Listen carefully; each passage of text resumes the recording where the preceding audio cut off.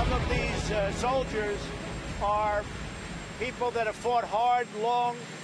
You know, we teach them how to be great fighters, and then when they fight, sometimes they get really treated very unfairly.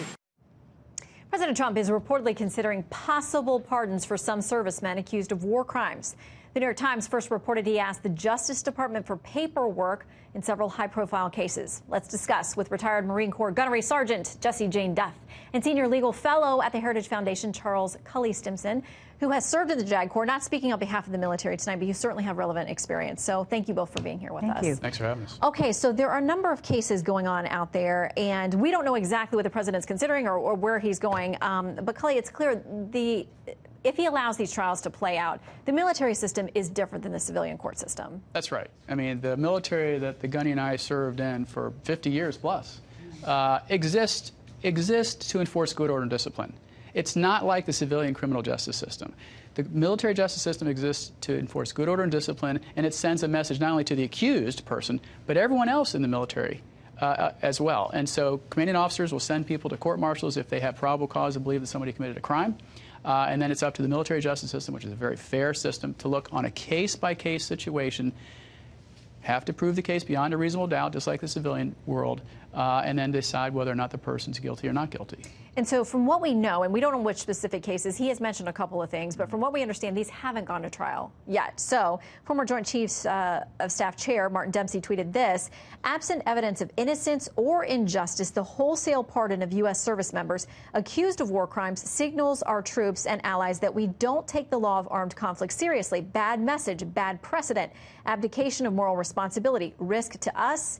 And he hashtagged it leadership. So, Jessie, do you think that it's better to allow these things to play out before the president gets involved? Well, several of the pardons that are being granted and have been granted are due to prosecutorial misconduct.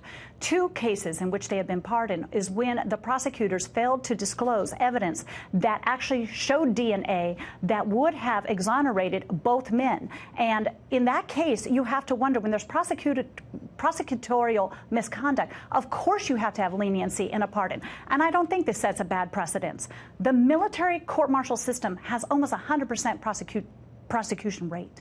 That means that they're always almost guilty before proven innocent. I sat in a court-martial for one of my Marines accused of murder, and it was the most horrific thing to watch because nobody wanted to believe his innocence but me.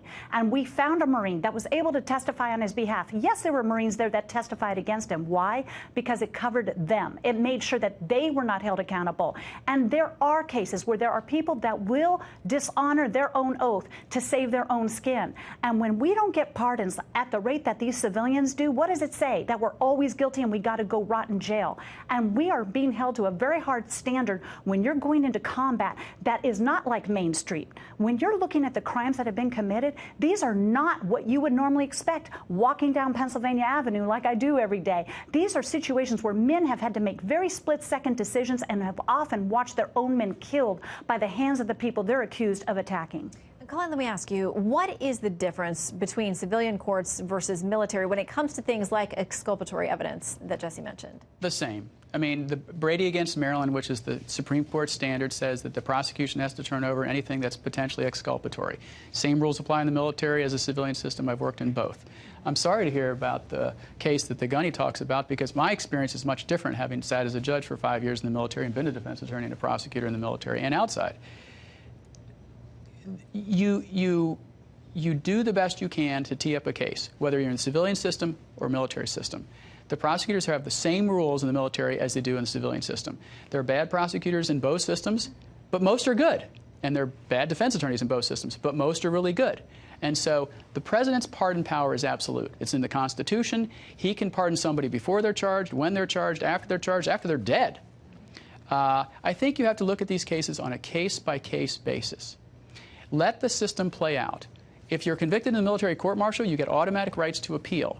If there's exoneration evidence, if there's stuff like DNA that exculpates somebody, then that should work itself, weigh it out. If it slips through the cracks and doesn't happen that way, then the president has the absolute ability to reach down and pardon somebody or commute their sentence. Now, to the Gunny's point, if there is a miscarriage of justice, then the president should reach out and touch somebody and exonerate. All right, quick final word. Well, often we have seen that there's been a misrepresentation by the media itself. The New York Times article basically prosecuted Chief Gallagher and left out much evidence that we know is there, such as a videotape, such as other evidence, such as the troops that were complaining about him have been people that he had reprimanded. And the public opinion has been horrible towards these military members. And I would like to see that the public stands behind them, besides the fact that they hate the president so much that they want to see the troops go down. All right, much to consider as these things await trial now. Thank you both for coming in, offering your expertise.